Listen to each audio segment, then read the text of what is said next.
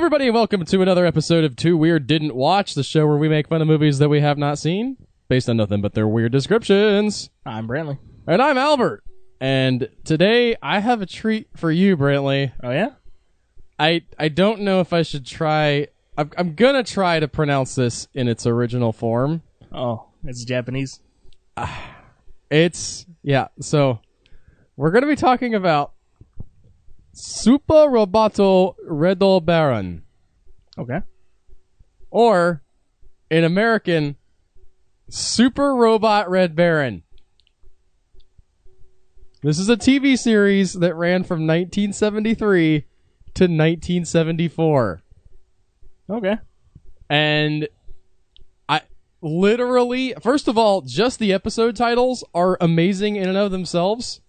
Yeah, Japan is pretty good about those. I'm on IMDb, and I was copying down. I actually had Google Docs fail on me for some reason. I don't know exactly why, but they ran out of episode descriptions at a certain point, but they just had the titles of the episodes, and I thought every single one of these is an amazing title. We could just keep going. Do they follow the structure of one word, two words maybe with an exclamation point, and then basically a sentence? Some of them are kind of like that. Yeah, those are fun. But we will not be able to cover the show in its entirety. I don't know if I want to skip anything here, but this probably will be a two-parter. Okay.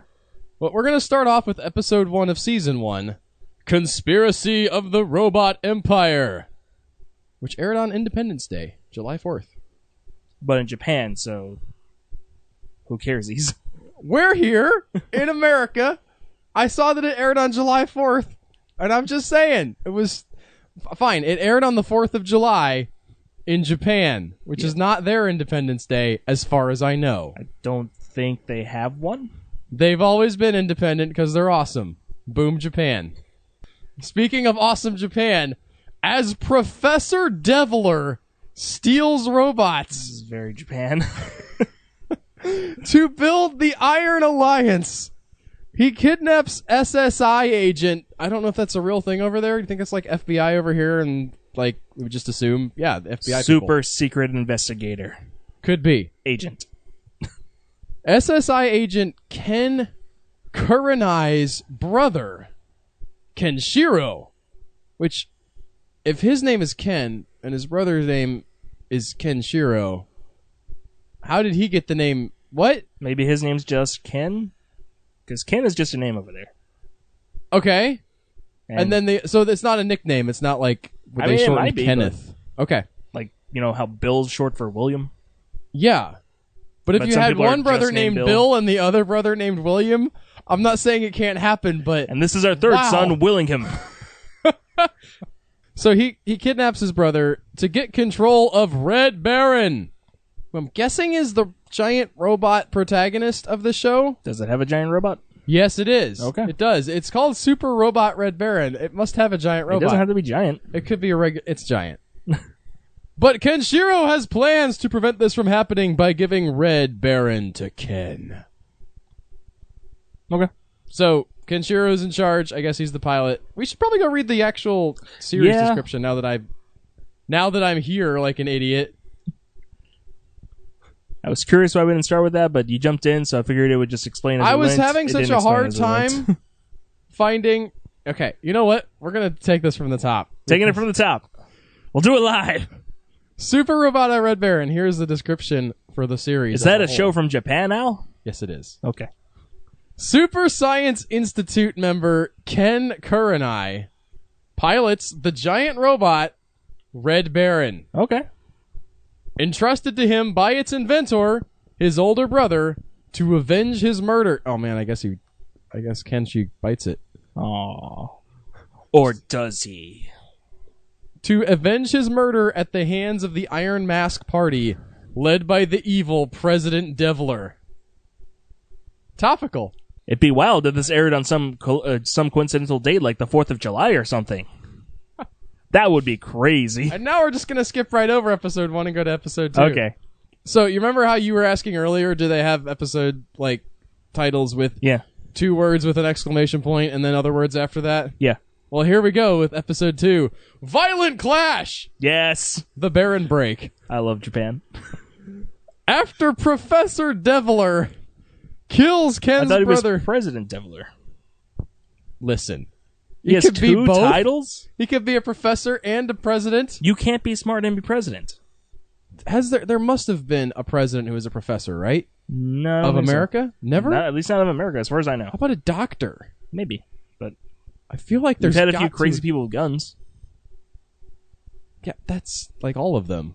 If they weren't beforehand, they are afterwards. Accurate. At least they have access to all the guns, literally. Every gun. After so he kills Ken's brother Kenshiro. Mm-hmm. Ken vows revenge against the Iron Alliance, which may be short-lived, as the Deviler kidnaps Ken for the sole purpose of turning him into a human slave to get control of Red Baron. This guy doesn't have, like, a lot of plans. Episode 1, he's like, Kenshiro is in charge of the Red Baron. I will kidnap him and It's gain a control of the really Red good Baron. giant robot, and then other people keep getting. He's like, I just want the giant robot. Just give me the robot. And then Kenshiro dies. I guess he kills him because he, transferred power to Ken. And he's like, okay, You're useless to me. go to Ken. I kidnap you. Give me power over the giant robot, Red Baron. Episode 3. Oh my god. Talking about things being ripped from the headlines. I did not make this up. I swear to you. Title, Trump Card, : Android X. Deviler creates an android duplicate of Ken's brother, Kenichiro, as part of his plan to take over Earth. So does Ken not know that his brother's dead? He might not. He might not. But then why did he swear revenge? Because his brother was taken? Like in his Okay. Yeah. Or even, if his brother shows up, he's like, they faked your death. Or he can say that they faked his death or something. Oh, right, like that. It was one of those Stranger Things deals with the fake body. But when Red Baron goes up against the Japanese-built robot Hiru, Deviler plays a hand which may allow him to defeat Red Baron easily. So is Red Baron not a Japanese robot? I don't know. I'm assuming that the context here tells us that Red Baron is built by the government. I'm sorry, not Red Baron. The Hiru is built by the government, which may be led by President Deviler. Oh, okay. Because his name is President. Either that or his mom named him President Deviler because Professor President Deviler. Gotcha. Yes. Assuming that he's actually the president of Japan, or at least a significant portion of Japan. I assume he's in charge of this robot that is not as good as Red Baron. Red Baron's going to fight against Hiru, but then this guy has maybe some inside information on Red Baron that'll help him defeat him easily. But it's a robot so good that he really wants it, so wouldn't... I don't know, man. If he can't have it, he will destroy it. If I can't have it, no one will! This is Trump's America. Next up, episode 4, Sure Kill! The Phoenix Maneuver. Okay. After Deviler uses the android of Kenichiro to defeat Red Baron and make it inoperable, Deviler goes ahead with his plan to make human slaves. I don't know what was stopping him beforehand. The giant robot? Right, but he can't be in that many places at once. I don't understand the process of making the human slaves. I'm assuming there's a factory that hypnotizes them or something. Oh, and the robot was going to processing punch plant, it. and you just smash it because giant robot. Or But shoot he missile didn't punch fingers. it ahead of time because... Well, he was plot busy distracted convenience. by Hero. by his a seemingly resurrected brother who is an android. Okay. Also, you could just be building android replicas of world leaders, and then just Professor President Deviler's in charge. To stop Deviler, Ken needs Red Baron's schematics. The bad news is that the location is unknown. Okay. I guess this is a treasure hunt episode. He's like, I need those schematics. Don't know where they're at. I mean, this is basically going to be the training / repair arc. So yeah, he has to come to terms of piloting Red Baron on his own and not for his brother. Okay. And then the power of friendship or something. I don't know. Episode 5 is called Smash the Mysterious Rocket Operation. I wonder what they're going to do. The SSI team discovers that a little rain... I'm just disappointed that all of a sudden we're about the weather here. Okay. This is an incredibly topical. It is raining show. right where we're at right It's now. raining, and we're having a weather crisis. A little rain can be a bad thing. This might be the most political episode we've ever done. When they find out the reason behind Devler's artificial rain experiments. He's liquefying humans to make rain! Nope. It's even better, worse, I don't know, than that. It increases Devler's robot Goryu's destructive power. Okay. No! Not okay! I've watched a lot of Japanese stuff, man. I've made my robot so that if it rains on it, it gets more powerful. Why not just, like, put the water in the robot and then it doesn't make... I don't understand. Maybe the water's filled with nanites that supercharge the robots that are already built. But It's it like doesn't it work on upgrades- Red Baron because he's coded that to the Goryu robot? Yeah, sure, why not? Okay. I don't like it. Anyway, he's done this. Or maybe it's magic rain. I'll accept Magic Rain as an answer. It increases Devler's robot's Goryu's destructive power, as Red Baron soon finds out firsthand. And by the way, we said the title of the previous episode was Smash the Mysterious Rocket Operation. But we didn't actually get the rocket in the description. I'm assuming Maybe the that's rocket what was seeding something. the clouds Yeah, with the Magic Rain pellets? yeah, sure. Okay. Was casting spells or something? Speaking of episodes that tell you exactly what's going to happen in the title, episode 6, Red Baron Combat Disabled. So, you never watched Dragon Ball Z. I have not, no. So, Dragon Ball Z was especially bad about this, like telling you what's going to happen in the episode. The best example being, next time, will Goku defeat Frieza? Find out on next week's episode. Goku defeats Frieza. It's like Epic Clash, Goku defeats Frieza or something like that, but yeah. And they would actually say the name Verbatim, yeah, with a big title card and everything. On the next Dragon Ball I would love Z. to see that as like a bit, right? Where the announcer's like, next time, we'll go...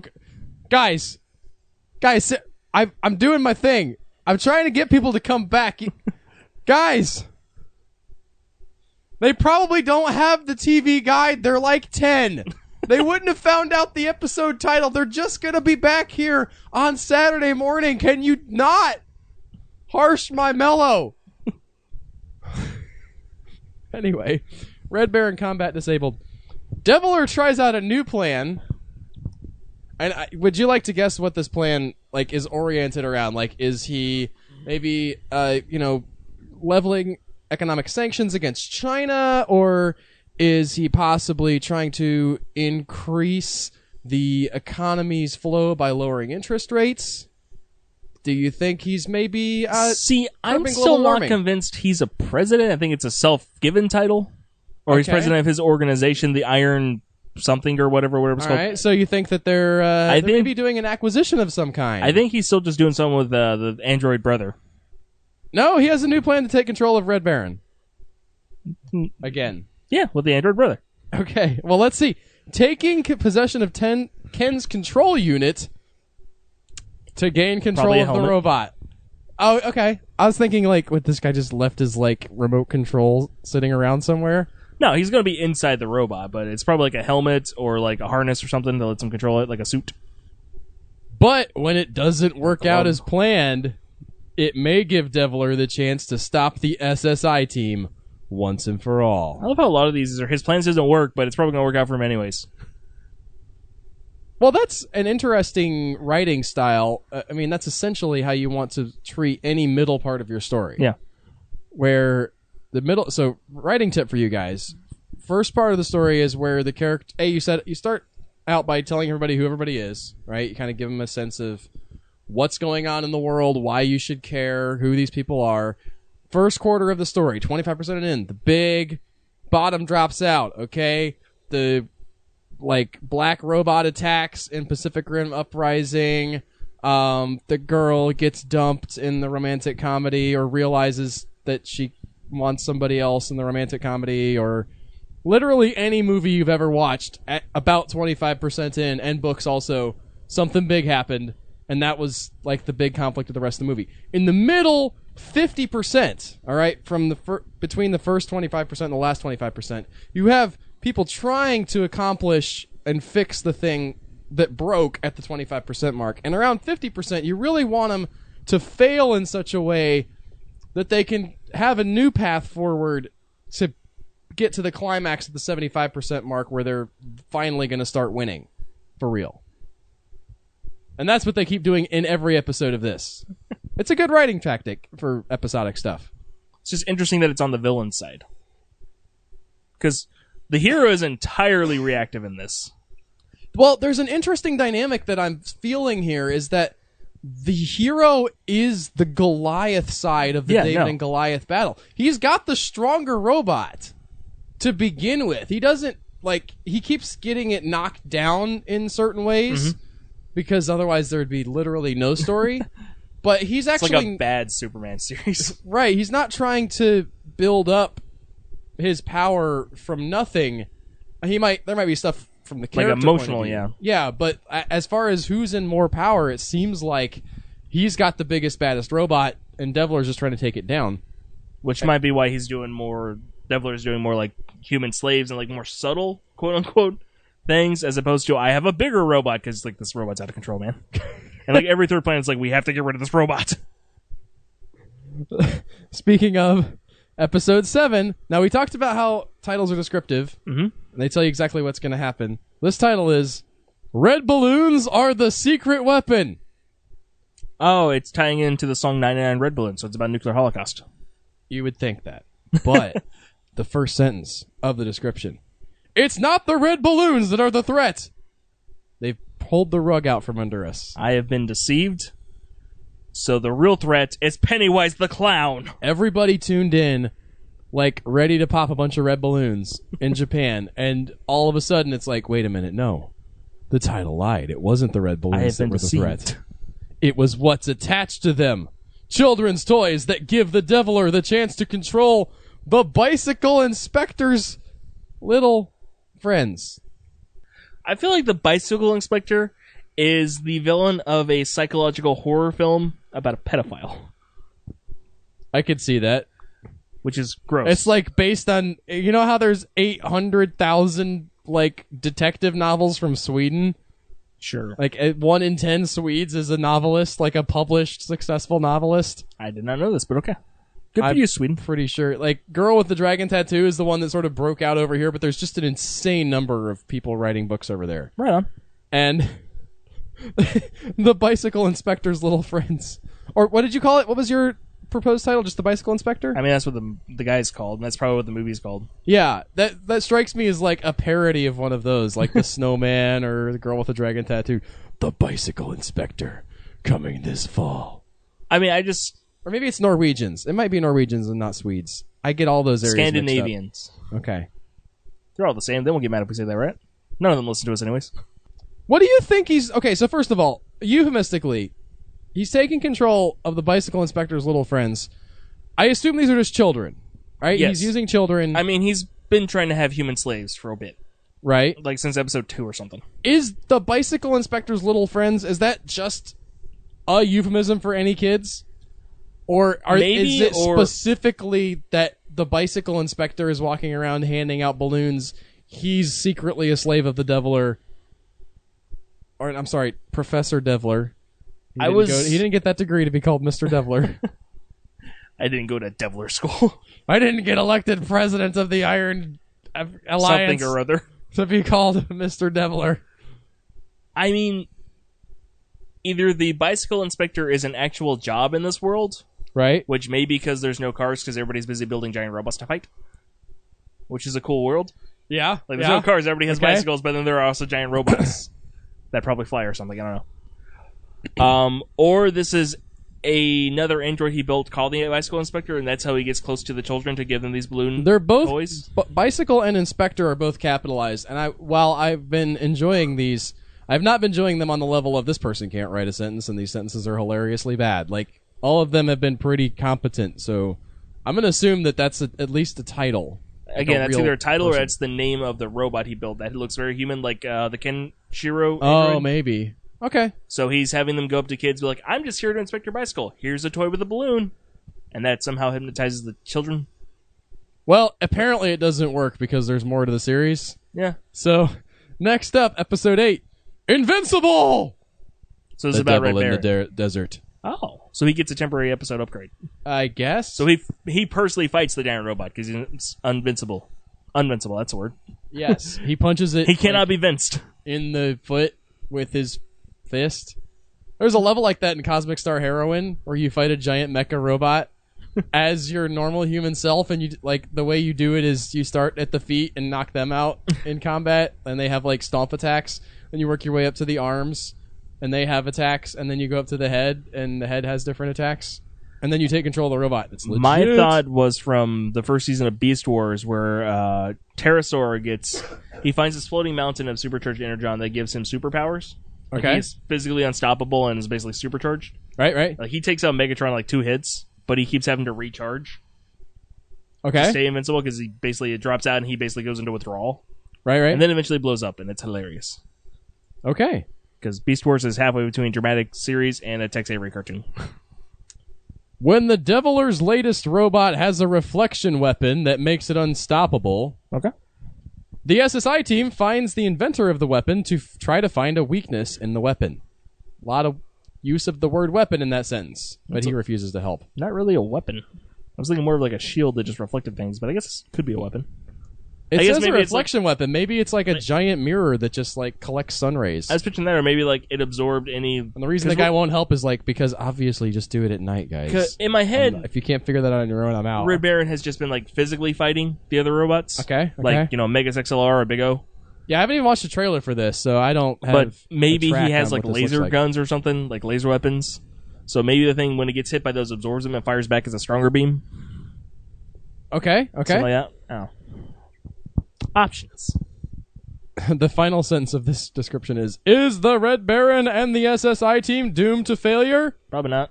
Given that this is episode 8 of something like 30, I don't think so. I mean, maybe they're doomed to failure of finding a weakness right now in this episode. Oh yeah, probably. It could be like that's the big threat they have to deal with for a while. Yeah. Unless we continue the theme of like it almost feels like the show is presented from the villain's point of view. Right? Again, going back to the hero is this unstoppable Goliath. And it's like most of the show is him trying to find a way around that thing. Yeah, you could almost argue for the like this misunderstood if he wasn't literally called the Deviler. Like completely evil, but it's just the whole show is from his point of view, which is fascinating to me. If he like a completely evil person, but like he's got some good points. Be like a Batman series, but the protagonist is the Riddler or something. Okay. Next up, we have episode 9, Fierce Gambit: Uranium Mine in the Mist. Okay. This one's not as evocative. As of all the ones we've seen so far, this one's kind of weak. Well, I mean, this one I'm getting like he's trying to get the uranium mine, but you can't bring the giant robot in there because that could cause that to explode or something. I think it's just gilding the lily, though. Like Fierce Gambit with an exclamation point. This is a colon. If you had Fierce Gambit exclamation point, and that was your like 1980s dollar bin action movie, that's amazing. I'm buying that. But adding in uranium mine in the mist, It's radioactiveness. But here's the thing: we have a return of a beloved character. Is it the bicycle inspector? Bicycle Inspector Yes! Kumano's investigation of a murder scene leads him to an uranium mine, which, unknown to Kumano, is being used by... Now, you have 3 choices here. All right. So, could hang be on. Iran. It could be Americans, or could be the Deviler. It's the Devil. I'm gonna. It's the Deviler. Is it ever? Yes, it's being used by the Deviler. So, I just realized that I'm kind of dumb. Inspector is just what they call cops in Japan. So he's just a bicycle cop. Oh. Like, at first I was like, why is it... Oh, because he's actually a police officer who just rides a bicycle. Your chain is out of regulation, sir. I was thinking he was literally someone who inspects... Pay the spoke tax or get your bike impounded. Click it or ticket. I'm on a bike. Click it or ticket. He's mad with power. It's still weird that he has to ride a bike. I know that there There are bike no cops. cars in this world. I enjoy that idea. Anyway, his investigation of a murder scene leads him to a uranium mine, which is being used by the Deviler, and the Iron Alliance as a setting and a trap for Red Baron. Oh, so they're just going to blow him up. Potentially, or maybe the uranium is interfering potentially with his electronics or whatever. Maybe he doesn't do good around radiation. Right. So Not well shielded or something. yeah, I'm assuming the uranium mine in the mist, like the mist is somehow affected by it, and that makes it to where you can't track or something. okay. So your idea here is that, like they're gonna drop into this thing. So let's pretend we're talking about kryptonite and Superman instead of uranium, Right. and this other thing. Like he's gonna drop into this cave, not realizing that all the walls are made of kryptonite until he's in there, and he's like, "Oh, I can't. I'm Superman, and kryptonite does this to me for some reason." Yes. Okay. By the way, the fact that this bicycle inspector, even if he is an actual cop, is like a regular recurring player in this story about giant robots is kind of amazing. I mean, this guy's an international criminal at this point. With the Deviler? Yes. Right, but this guy, I mean, he's investigating a murder, so... Coincidence. Maybe he was just a very popular character, or this is a filler episode. Oh, it could be. Well, finally for this episode, because we have to go and see Crawl eventually, we're going to talk about episode 10, which is Counter-Strike, the Destruction Beam. Ooh. The SSI has its hands full, trying to find the operators of a destructive ray that is giving Deviler's latest robot the upper hand in its battle with Red Baron. So in my head, Red Baron and latest robot are fighting, and he obviously doesn't have the destructive beam on the robot. Right, it's the operator would be the frickin' robot. Yeah. So there's like a satellite that just shoots. I was thinking maybe it was installed on a mountaintop somewhere, Also but that. they aren't able to... Like, the episode is based around them trying to find the people who operate it. Yeah. So maybe it's not... So it's somehow down. mobile is why I'm thinking satellite. Or like a drone. The with thing like a that's really big interesting laser to cannon. me is that the flavor I get from how this is described, that, like, you know, Red Baron does his sort of opening episode fight with Deviler's latest robot, whatever it is, and kind like it doesn't win. All right, definitely doesn't win. Maybe doesn't completely lose, but it's definitely a draw. Maybe it's a total loss. And the SSI's reaction is, well, that beam was kind of annoying. Maybe we can go talk to the people who manufactured it and to convince them to turn it off for our next episode. What I'm thinking is, you know, the Red Baron, it's winning the fight. Because that's at least in our version, it's unstoppable. Yeah. It is this stupid strong literally, robot. I think we've been through at least 4 other robots. Yes. In 10 episodes, and possibly more. It's possible that, like, every episode has a new robot, and the Red Baron, not the Red Baron, it's always just Red Baron, but Red Baron is just always winning eventually against every single one of these robots. It can't be like Deviler has one good robot that he keeps trying to repair and upgrade and get working. He just builds, he's got the resources to build an unlimited number of these things, and Red Baron is being patched up in a garage somewhere and continuing to win. The SSI seems like they're pretty well funded. SSI, yeah, and working with the police. But I'm picturing like he's winning the fight, and then this beam comes out of nowhere and either just like knocks him down and gives the robot to escape with whatever. Because clearly the plan was not go beat up Red Baron, because that has not worked. Right. So he was actually off doing something, and Red Baron's like, no. And this beam either like knocks him down or causes a distraction by destroying buildings. So he has to go and be like, civilians, I'm going to save them. Do you think they do other things with giant robots in these weird worlds that with giant robots in them? Like, we sort of joked about there not being any cars, and I don't know that I would go that far, but, like, if you want to get across town or you want a giant robot equivalent of a bus, like, does giant robots deliver your mail UPS style if you're waiting for a package from Amazon? So in Code Geass, which is a very complicated and kind of so-so show. I'm glad I know how to pronounce that node now. That's how they pronounce it on the show. I don't know if it's accurate. I mean, if that's how they do it in the show, I don't think we can argue anything. Fair enough.